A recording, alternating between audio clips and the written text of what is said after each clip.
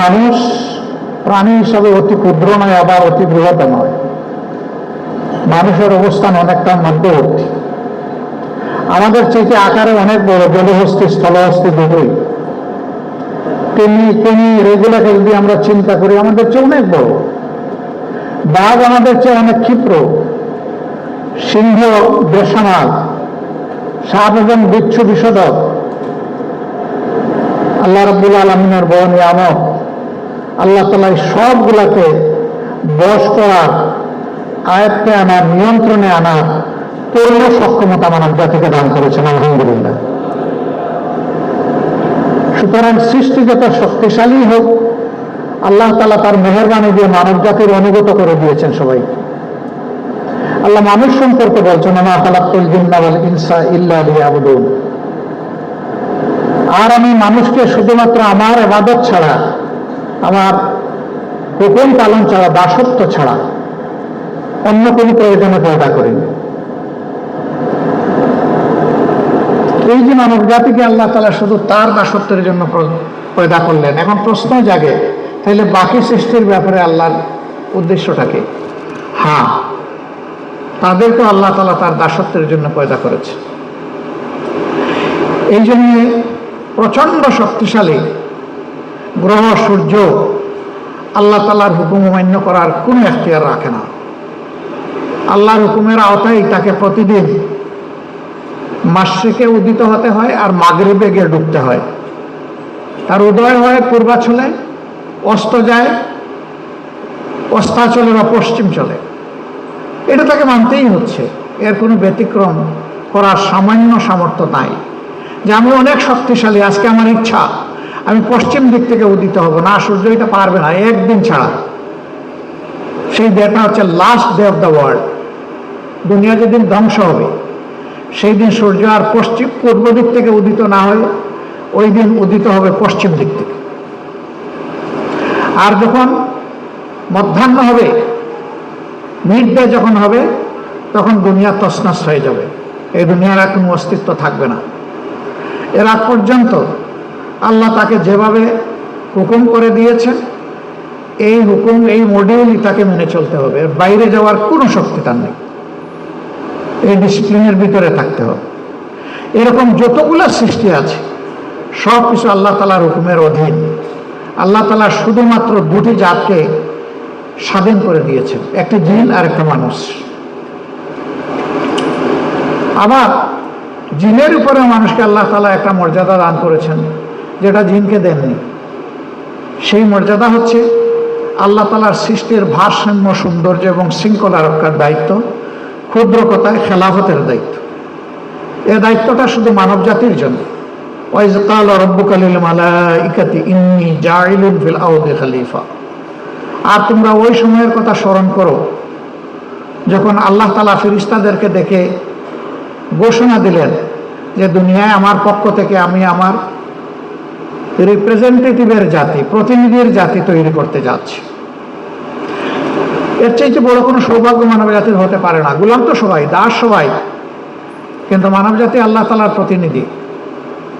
বাংলাদেশে বিভিন্ন দেশের এনভয় আছে, ফরেন মিশন আছে, সেখানে কেউ অ্যাম্বাসেডার, কেউ হাই কমিশনার, সেই হিসাবেই তারা দায়িত্ব পালন করেন।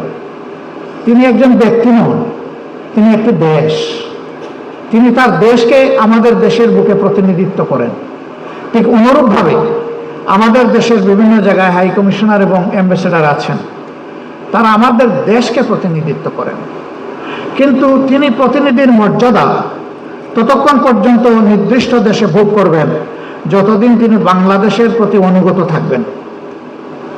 তিনি যদি বাংলাদেশের বিরুদ্ধে গিয়ে রিভল্ট করেন, তাহলে শুধু প্রতিনিধিত্বের মর্যাদা হারাবেন না, বিশ্বাসঘাতকতার কারণে তার সর্বোচ্চ শাস্তি নিশ্চিত হবে, এবং এই শাস্তি তার একেবারে মৃত্যুদণ্ড পর্যন্ত হতে পারে। মর্যাদা যেমন আকাশচুম্বী, শাস্তিও তেমন কঠিন, এটি স্বাভাবিক। আল্লাহ তাআলা মানব জাতির জন্য সেই পথ রচনা করে রেখেছে।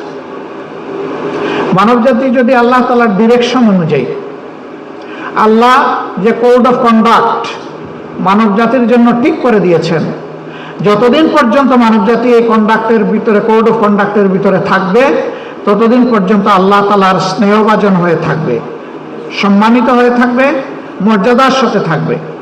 আর যখন এটাকে ভায়োলেট করবে কিংবা ব্রেক করবে, তখনই আল্লাহ তাআলার রুলস ভায়োলেশন করার কারণে সে নাফরমান হিসেবে আল্লাহর কাছে বিবেচিত হবে। হ্যাঁ, মানুষের মধ্যে আবার এমন লোকও আছে যে আল্লাহর বিধানের কিছু মানে, আবার কিছু মানে না। আল্লাহ তাআলা তাদের ব্যাপারে সতর্কবাণী উচ্চারণ করেছেন। যেমন একজন অ্যাম্বাসেডরের দুনিয়ায় রাষ্ট্রের দেওয়া জব ডেসক্রিপশনের বাইরে সামান্য কোনো ভায়োলেট করার সুযোগ নেই, ঠিক তেমনিভাবে আল্লাহর বিধানের ভায়োলেট করার কোনো সুযোগ আল্লাহ তাআলা ঈমানদারদেরকে দেননি। যারা বলেছে আমানতু বিল্লাহ, তাদের জন্য কোনো পথ খোলা নাই। তাদের জন্য পথ একটাই, আল্লাহর সমস্ত আইন মানতে হবে। এ ফতোয়া আমার নয়, এ ফতোয়া স্বয়ং আমার আল্লাহ। আফা তুমিনুনা বিবাদিল কিতাবি ওয়া তাকফুরুনা বিবাদ। আমি যে কিতাব দিয়েছি, বিধান দিয়েছি, তোমাদের লাইফের গাইডলাইন দিয়েছি, তোমরা কি তার এক অংশ মানো? আরেক অংশের বিরুদ্ধে বিদ্রোহ করো, ছেড়ে দাও। আমা জাযাউ ইল্লা খিজয়ুন ফিল হায়াতিদ দুনিয়া। এমন আচরণ করলে দুনিয়া আমি তোমাদেরকে অপদস্থ করব। আর যখন তুমি আসলে আমার কাছে ফিরে আসবে, ইলা আশাদ্দিল আযাব, তোমাকে কঠিন শাস্তিতে আমি নিক্ষেপ করব। আজকে সারা দুনিয়ায় why we people are oppressed, we are second largest community in the world. এই কমিউনিটি যখন স্মলেস্ট ছিল, দুনিয়াকে তখন লাইট দেখিয়েছে, আলো দেখিয়েছে। এখন আমরা অন্ধকার কেন? আমরা এখন হিউমিলিয়েটেড কেন? আমরা কেন অ্যাপ্রিসিয়েটেড নই? এর মূল কারণ হচ্ছে আল্লাহর দেওয়া বিধানের সাথে আমাদের দূরত্ব বা এটাকে ছেড়ে দেওয়া। আমরা ফার্মলি কনসেপ্ট করি যতক্ষণ পর্যন্ত মানবজাতি আল্লাহর দেওয়া বিধানকে আঁকড়ে ধরবে বা ধরেছে, ততক্ষণ পর্যন্ত মর্যাদায় থাকবে।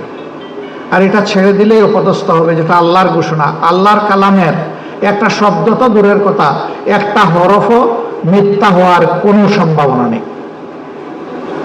ইট ইজ টোটালি ওয়ারেন্টেড। আল্লাহ তাআলা সূরা বাকারার প্রথম আয়াতে এটা বলে দিয়েছে, আলিফ লাম মিম যালিকাল কিতাবুল লা রাইবা ফীহ। দ্বিতীয় আয়াত, যে এমন একটি কিতাব যেটা স্বয়ং সম্পূর্ণ পরিপূর্ণ এবং এর মধ্যে কোনো ধরনের গ্যাপ নেই, সন্দেহ নেই, ত্রুটি নেই। ত্রুটি, গ্যাপ এবং সন্দেহ থেকে সম্পূর্ণ মুক্ত। আল্লাহ তাআলার এই সার্টিফিকেট দেওয়ার পরে আর কারো কাছ থেকে সার্টিফিকেট নেওয়ার কোনো প্রয়োজন নেই। এই রমজান মাস হচ্ছে কোরআন নাজিলের মাস। আমার ভাই বলেছেন বদর যুদ্ধের প্রথম বিজয়ের মাস, এবং এই মাসটি হচ্ছে মক্কা বিজয়ের মাস। সত্যিকার অর্থে এই মাসটি হচ্ছে মানবতার মুক্তির মাস। এই কোরআন শুধু মুসলমানের জন্য নয়, এই কোরআন সমস্ত মানব জাতির জন্য। শাহরু রমাদানাল্লাযী উনজিলা ফীহিল কুরআন হুদাল লিন-নাস বাইয়িনাতিন মিনাল হুদা ওয়াল ফুরকান।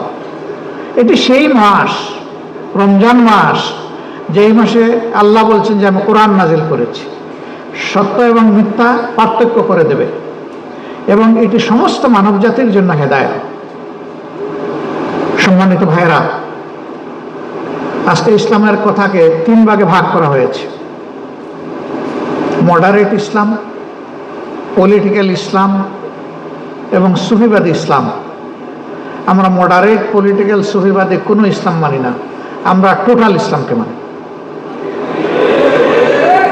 কোরআন যা ধারণ করবে এটাই ইসলাম। রাসূল করিম সাল্লাল্লাহু আলাইহি সাল্লামের জীবদ্দশায় তিনি যা করেছেন, যা বলেছেন, যার অনুমতি দিয়েছেন, এইটাই ইসলাম। এর কোনোটাকেই খণ্ডিত করার কোনো অধিকার আমাদের নেই, এবং এর মধ্যে কোনো কল্যাণও নেই।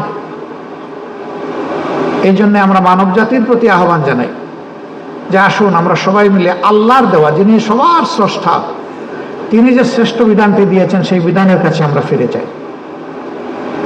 বাংলাদেশ আমাদের প্রিয় জন্মভূমি। এখানে বহু দল, ধর্ম এবং ভাষার মানুষ আমরা একসাথে বসবাস করি।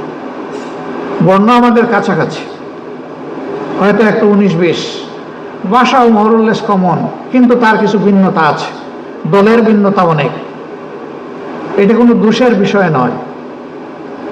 কিন্তু আমার একজন সম্মানিত শিক্ষক বুয়েটের বলে গেছেন যে মত পার্থক্য থাকা ভালো, কিন্তু কিছু জায়গায় আমাদেরকে ঐক্যমতে আসতে হবে। এটাকে আমরা ডিপলি অনার করি, ফিল করি, এবং এর জন্য আমরা চেষ্টা করি।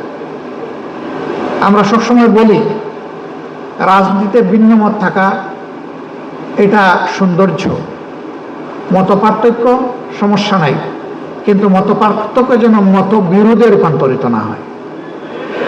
আমরা এখন মত পার্থক্য করি না, এখন আমরা মতবিরোধ করি। এই জায়গায় আমাদের আপত্তি।